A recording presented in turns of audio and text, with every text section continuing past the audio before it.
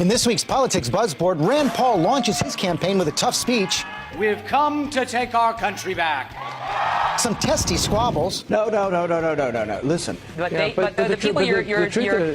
me make the comment. And a promise to change. I will have to get better at holding my tongue and holding my temper. Overall, our Facebook Centimeter shows that Ted Cruz's kickoff generated far more buzz.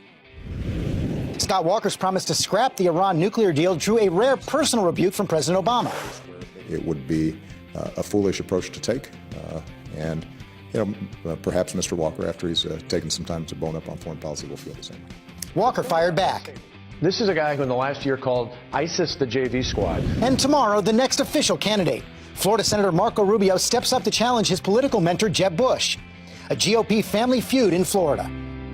Let's talk about all this now with our roundtable. Kristen Soltis-Anderson, I want to begin with you and talk a little bit about this Rand Paul launch. You had a couple tweets out there suggesting you might figure out a different way to deal with especially women interviewers. I don't necessarily know that it's about women interviewers. I think it's about when you're on a television program, presumably the people watching that show like the host. And so, lecturing that host on how they do their job is maybe not the best way to always handle an interview. I mean, I think Rand Paul and a lot of these folks, it's their first time running for big national office. And so learning how to deal with the pressure and learning how to hit back when it makes sense to hit back in a way that makes sense is they're going to go through this learning process. But I think by the time we get a nominee come next summer, they will have figured it out. We'll be battle tested and ready to go. I think there's no question about that.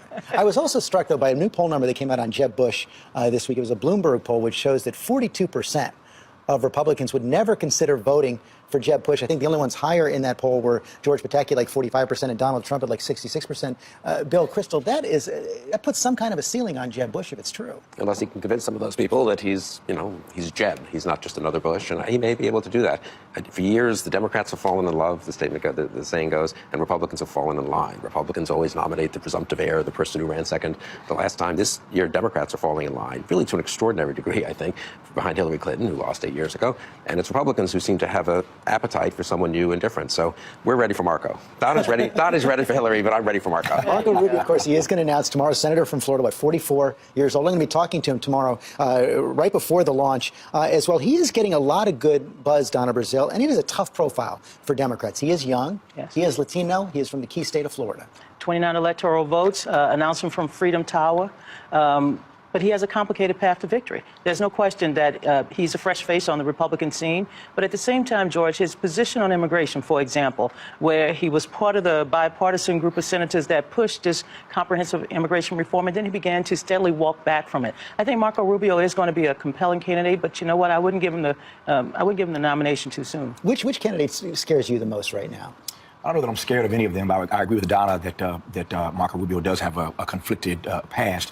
And I think it's an insult to Hispanic voters to suggest, to even infer that they are one-issue voters. None of us are one-issue voters. I don't think they will be either. So I don't think it's a foregone conclusion that just because he's Latino, he pulls a huge Latino vote. But that does matter. It really does matters. It matters. I'm just saying I don't think we ought to make the presumption that Hispanics are one-issue voters, number one. But we talked earlier in this program quickly, George, about inevitability where the Clinton campaign is concerned. I think, obviously, Mr. Bush is going to figure out as well that the era of entitlement is over. But speaking of inevitability, Dr. King once said that change does not roll in on the wheels of inevitability. And Republicans would do well to remember that, back to the point I tried to make earlier. If you can't figure out a way to expand your base, you're in trouble. The only person who's interested in talking about issues beyond that traditional base is Rand Paul. He's talking about the drone program. He's talking about criminal justice reform. And they're swift boating this guy already. But he's flipped back on a lot of national security issues. Yeah, it's not true. Marco Rubio has articulated a conservative reform agenda. I think he is interested in expanding the Republican vote, and he did it in Florida. Florida is a state that Barack Obama carried twice, and last I looked, Marco Rubio won that state with, 51% of the vote, I think, against two candidates, including the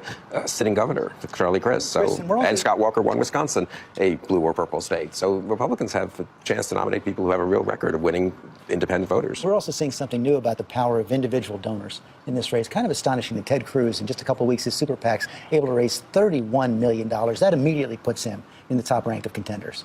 I think at a certain point there's diminishing returns, though. I think you're going to need a lot of money to play in this primary because there are so many potentially really strong contenders. This most recent poll that came out tested 18 different names on the Republican side. Now, some of them were Donald Trump, and I don't think he's likely to be the nominee. Although he's hiring staffers in Iowa. This poll shows that I think a majority of Republicans said they wouldn't consider him. So I'm fine saying that I don't think he'll be the Republican nominee.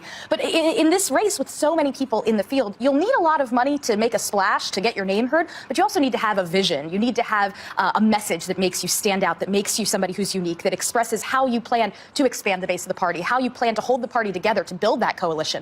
I think that will matter much more than who raises the most money at the end of the day. I still believe at the end of the day, seeing Rand Paul become disheveled at some of the questions that he received from the journalists reminds me that he may not just be ready for president at this time. I mean, his father ran for president numerous times, but Rand Paul is interesting. I like the fact that he's reaching out. I hope he breaks his arm reaching out to voters, because we need that in this country. On these big issues like criminal justice reform, we need a bipartisan approach. But if you can't handle Savannah Guthrie, how are you going to handle Angela Merkel? Or George Stephanopoulos? You know, we haven't talked much about Chris Christie lately, but his team putting out the word that he's not giving up. He's still looking at the campaign, going to run something like a John McCain strategy last time around. Lots of town meetings in New Hampshire. Viable?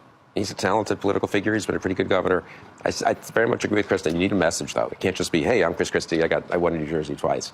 I think at this point, Ted Cruz has a real message. Marco Rubio has a message. Scott Walker has a message based on his record. Jeb Bush will have a message. I think he understands he can't just be the third Bush. Rand Paul has a message. I don't think it's going to be a winning message, but he has one. That's really a challenge, I think. One final question for each of you. Who is the most promising Republican candidate not in the race yet? Oh, gosh. Not in the race yet? Well, almost none of them are in the race yet. Well, I suppose Jeb Bush, he does the best in the polls and hasn't officially announced anything, so I'd give him as my answer. You know, I go back to Mitt Romney. I mean, look, you don't like old faces, but you know what? He did run a good game last time. Sounds strange, but I still can't figure out why John Thune hasn't looked at this more seriously. Oh, that's interesting. If they get to nominate Hillary Clinton, why don't we get to nominate Dick Cheney? I mean, he has a much better record. He has a much better record. Excellent. I'm going to go with John Kasich.